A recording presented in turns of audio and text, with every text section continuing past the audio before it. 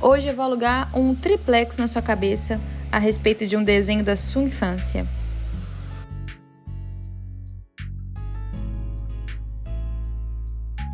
Oi, gente linda, como vocês estão? Espero que bem.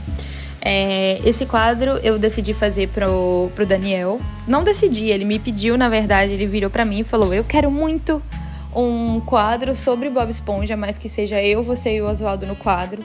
E assim, de primeira, eu levei um susto com essa ideia, porque eu não tinha ideia como que eu ia fazer, transformar a gente em personagens do Bob Esponja.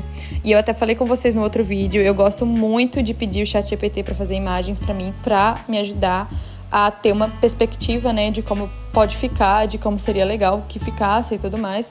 Ele me deu umas péssimas ideias, mas eu consegui visualizar como ficaria. Então, eu fiz da minha maneira e eu cometi o erro de não ter pesquisado antes como eram os peixes no Bob Esponja, porque os peixes no Bob Esponja, eles têm muita pouca característica, sabe? Eles não são tão detalhados. Mas os personagens principais em si têm muito detalhe. O Bob Esponja tem muito detalhe, o Patrick, todos eles têm muito detalhe. Então, eu falei, por fim eu gostei muito do resultado, espero que vocês gostem também. E assim, foi um desafio muito legal, que eu adorei fazer. E eu acho que no final deu certo. Se fosse pra fazer um personagem principal peixe, eu acho que a gente passa como um peixe. Eu não sei se vocês concordam comigo. Mas é isso, fiquem até o final pra vocês verem o resultado. E agora a gente vai pra hora da história, que vou contar uma história muito legal pra vocês. Sobre quem? Sim, sobre o criador do Bob Esponja. E sobre a história e uma análise também que eu decidi fazer no final sobre coisas que eu sempre pensei sobre a história do Bob Esponja, sobre os arquetipos, né, dos personagens e tudo mais. Espero que vocês gostem. Um beijinho.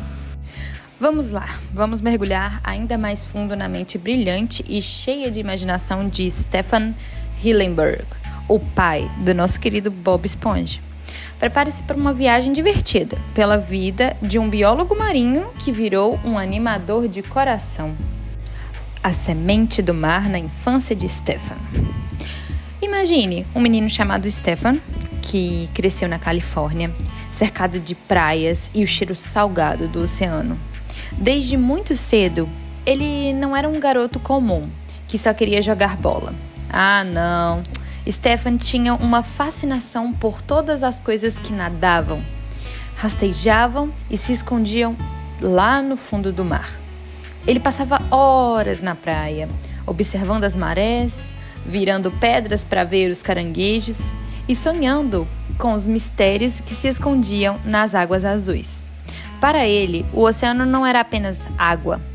Era um universo cheio de personagens fantásticos esperando para serem descobertos. Essa curiosidade e amor pelo mar foram as primeiras sementes que um dia floresceriam em Fenda do Bikini, o biólogo marinho que desenhava mais que gráficos. Stefan cresceu e, claro, seguiu seu coração. Ele foi para a faculdade e se tornou um biólogo marinho, de verdade, sim. Ele era um cientista, com diploma e tudo. Ele estudava as criaturas marinhas, sua vida secreta, como elas se encaixavam no grande quebra-cabeça do oceano. Mas Stefan, ele tinha um segredo. Assim, um segredo que na verdade era bem óbvio para quem o conhecia. Ele não conseguia parar de desenhar. Enquanto muitos de seus colegas desenhavam gráficos e tabelas, Stefan, ele estava criando pequenas histórias em quadrinhos sobre estrelas do mar falante e esponjas que se metiam em confusão. Ele até mesmo trabalhou no Instituto Ocean, na Califórnia, onde ensinava a biologia marinha para crianças. E foi ali que ele percebeu: ei, eu posso ensinar sobre ciência e ainda fazer as pessoas rirem com os meus desenhos. Foi como se o universo estivesse sussurrando em seu ouvido: Stefan, seus personagens submarinos são muito bons para ficar só nos seus cadernos de anotações. A encruzilhada criativa da ciência à animação. Chegou um ponto na vida de Stefan em que ele teve que fazer uma grande escolha. Ele amava a biologia marinha, mas a animação estava chamando o seu nome, com uma força de uma baleia cantando. Ele pensou, e se eu pudesse juntar as duas coisas? E se eu pudesse criar um mundo animado no fundo do mar, cheio de personagens bem malucos, mas que ainda tivesse um toque de ciência? Então, com a coragem de um explorador que mergulha em águas desconhecidas, Stephen decidiu voltar para a faculdade, mas não para estudar peixes, e sim para estudar animação. Ele foi para o Instituto de Arte da Califórnia, o Cal Arts, uma escola famosa por formar grandes talentos na animação. Lá ele aprendeu de todos os truques e segredos de como dar vida aos seus desenhos. Ele animou curtas-metragens e mostrou para o mundo que suas ideias eram mais do que apenas rabiscos. E foi essa decisão corajosa de mudar de rumo que nos deu o universo do Bob Esponja. O primeiro mergulho. Rocko's Modern Life, a incubadora de ideias. Enquanto Stephen estava aprimorando suas habilidades de animador, ele conseguiu um emprego como diretor e roteirista em um desenho animado muito popular na época, que era o Rocko's Modern Life, a vida moderna de Rocko, da Nickelodeon. Imagina, Stephen no estúdio cercado por outros animadores talentosos, criando histórias malucas sobre o Wallaby neurótico. Era como um laboratório de ideias. Ele aprendeu muito sobre como funcionava a indústria da animação, como criar personagens que as pessoas amassem, e como contar histórias que prendessem a atenção. E o mais importante, ele conheceu pessoas incríveis que se tornariam parte da equipe que ajudaria a dar vida a Bob Esponja. Era como se estivesse aquecendo os motores para seu grande projeto submarino. O grande lançamento Fenda do Biquíni ganha vida. Dentro da cabeça de Stephen, as ideias estavam borbulhando como um vulcão submarino prestes a entrar em erupção. Ele pegou os seus antigos desenhos e lembrou-se daquelas esponjas meio estranhas e pensou, e se eu fizesse dela o personagem principal? Mas uma esponja redonda, igual a do oceano, não era tão cômica. Então a lâmpada acendeu. Que tal uma esponja que pareça uma esponja de cozinha? E se ela fosse amarela, tivesse buracos e usasse uma calça quadrada? E assim nasceu o conceito do nosso herói, que a princípio seria chamado de Sponge Boy. Mas, no caso, menino esponja. Mas por questões de direito autoral, virou o icônico Bob Esponja calça quadrada. Stephen não apenas criou um personagem, ele construiu um mundo inteiro. Ele imaginou Fenda do Biquíni, uma cidade submarina vibrante e cheia de personagens. Cada personagem foi cuidadosamente pensado. Temos o famoso Bob Esponja, é o eterno otimista, com sua risada contagiante e seu amor incondicional pelo trabalho no seu cílio cascudo. Ele representa a inocência e a alegria pura. Já Patrick Estrela era o melhor amigo de Bob Esponja, um sujeito bonachão e com uma mente um pouco aérea. Ele nos lembra a importância de ter um amigo leal que não se importa em ser um pouco bobo. Tem o Lula Molusco, o vizinho rabugento e aspirante a artista que só queria paz e sossego. Ele é o contraponto perfeito para a energia do Bob Esponja e Patrick e nos ensina que nem todo mundo é obrigado a gostar de tudo. Tem o senhor Sirigueijo, que é o caranguejo sovina, mas que no fundo tem um bom coração, escondido atrás de sua paixão pelo dinheiro. Ele é o chefe e mentor, às vezes, de Bob Esponja. Tem a Sandy Bochechas, que é o esquilo texana, aventureira e cientista que mora no fundo do mar em um domo cheio de ar. Ela é a prova de que não há limites para a amizade e a inteligência, mesmo entre espécies diferentes. Stephen apresentou sua ideia para Nickelodeon com um pitch, apresentação, que entrou para a história. Ele trouxe um aquário com bonecos dos personagens e até tocou um ukulele para criar uma atmosfera. a Nickelodeon amou, e assim, em 1 de maio de 1999, o mundo conheceu Bob Esponja Calça Quadrada. O desenho não era apenas engraçado, ele tinha um coração. A história era simples, mas cheia de lição sobre amizade, otimismo e a importância de ser você mesmo. O legado de Stephen Hillenburg, um artista de coração e mente. Stephen Hillenburg foi um homem que seguiu seus sonhos, combinando sua paixão pela ciência com seu talento para a arte. Ele nos deixou em 2018, mas o seu legado continua vivo em cada risada que Bob Esponja nos arranca, em cada lição de vida que o desenho nos ensina e em cada vez que cantamos a música tema.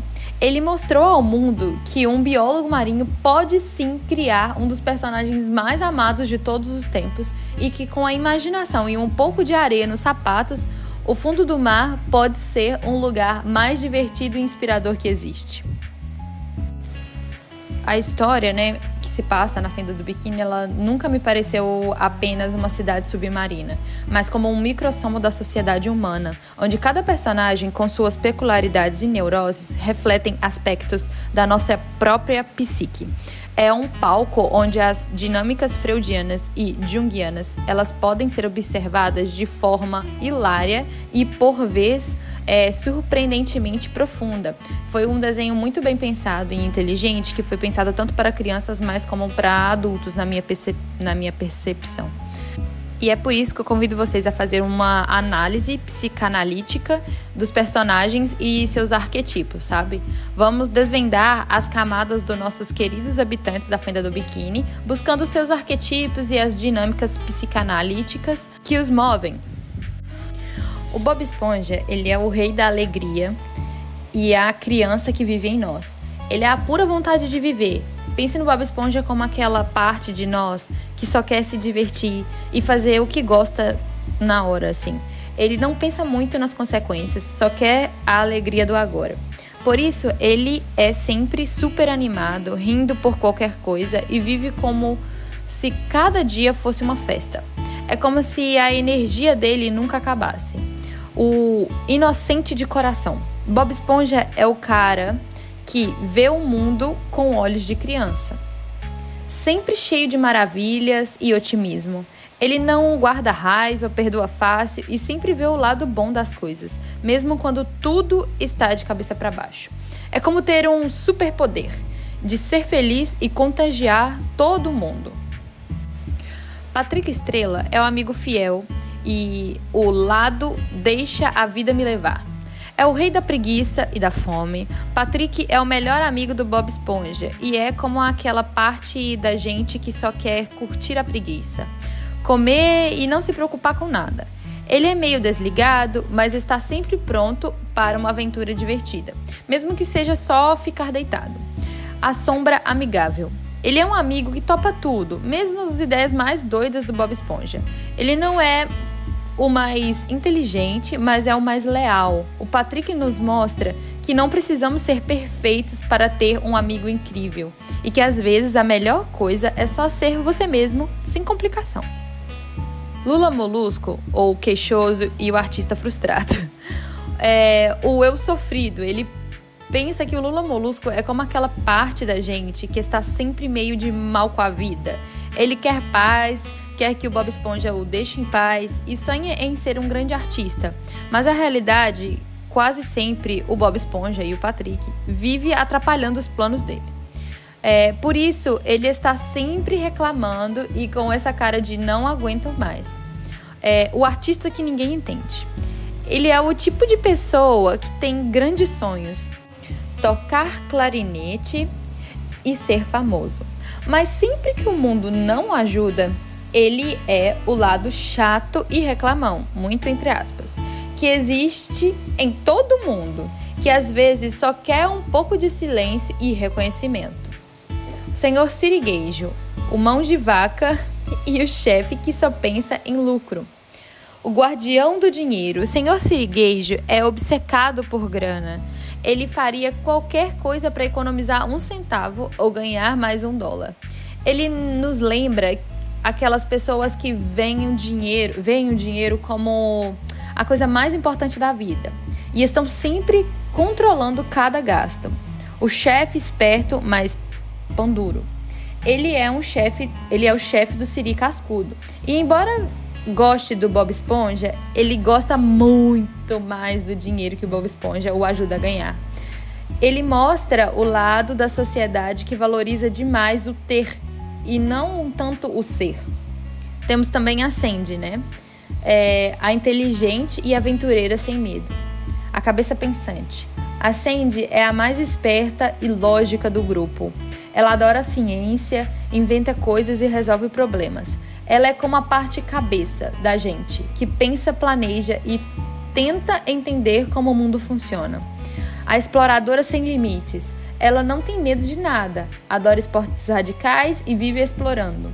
A Sandy nos mostra que é legal ser inteligente, ter coragem e que não há limites para o que podemos aprender e conquistar, mesmo sendo um esquilo no fundo do mar. A mensagem secreta de Bob Esponja, que não é tão secreta assim, é que o desenho do Bob Esponja, por trás de toda a bagunça risada, nos ensina um monte de coisas legais sobre a vida. Sobre ser positivo, né, que vem do Bob Esponja, nos mostrando que mesmo quando o Lula Molusco está de mau humor, o Siri e o Senhor Sirigueijo está tão pão duro, a alegria de viver pode nos fazer enxergar o lado bom das coisas. O otimismo é um superpoder.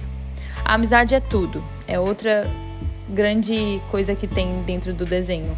A dupla Bob Esponja e Patrick nos ensina que ter um amigo que te aceita do jeito que você é e que topa todas as maluquices e que está sempre lá pra você é uma das coisas mais valiosas da vida. Nem todo mundo é feliz sempre. O Lula Molusco nos lembra que está tudo bem não estar feliz o tempo todo. Ele mostra que a vida tem os seus momentos de frustração e que nem sempre conseguimos o que queremos. Isso é a parte do ser humano. Cuidado com a ganância também. O Senhor Sirigueijo, que só pensa em dinheiro, nos faz pensar que a verdadeira riqueza não está só no que a gente tem, mas no que a gente é e nas experiências que vivemos. Abraçar a diferença. A fenda do biquíni é cheia de seres diferentes. Uma esponja, uma estrela do mar, um polvo, um caranguejo e até um esquilo. Eles são amigos e se divertem juntos, mostrando que as diferenças nos tornam mais interessantes. Amar o que faz também. Bob Esponja ama o trabalho dele e faz hambúrgueres de siri. Ele nos ensina que quando a gente gosta do que faz, o trabalho vira uma brincadeira e a vida fica muito mais legal. Você pode ver esse desenho como arquetipos de uma só pessoa, que é o que eu vejo. Eu vejo muito que são várias personalidades que podem ser a personalidade de uma pessoa só. Como também a questão da infância e de se tornar um adulto. Porque eu vejo Bob Esponja e o Patrick também muito como uma alma de criança. E o Sirigueijo e o Lula Molusco, você vê que eles não são pessoas más. São pessoas adultas com desvio, às vezes. Por exemplo, no Senhor Sirigueijo. Então, é isso. Te faz refletir muito sobre a questão de amadurecer, de se tornar um adulto e ver com outros olhos, porque não sei vocês, mas eu adorava Bob Esponja quando eu era pequena e depois quando eu fui rever ele quando adulta, eu reparei que o Lula Molusco não era do mal e eu achava que ele era do mal, que ele era rabugento. Ele só é um adulto triste com a sua vida. Então é isso, nos faz repensar muito sobre a nossa própria vida, né? E eu gosto muito de todas essas coisas. Então, assim, eu acho muito legal esses desenhos infantis que também acolhem as pessoas adultas, que nos faz pensar mais sobre a vida, sabe? Ter essa dupla visão, assim. E é isso. Me fala aí nos comentários qual outro desenho que vocês acham que faz essa dualidade que serve tanto para inspirar crianças como para, né, fazer os adultos refletirem. Se você ficou até aqui, coloque hashtag diferenças para me saber que você foi até o final. O vídeo de hoje fica por aqui, espero que vocês tenham gostado. Não esqueça de deixar o seu like, o seu comentário com a hashtag e se inscrever no canal, que isso ajuda muito. Um grande abraço e um beijão. Mua!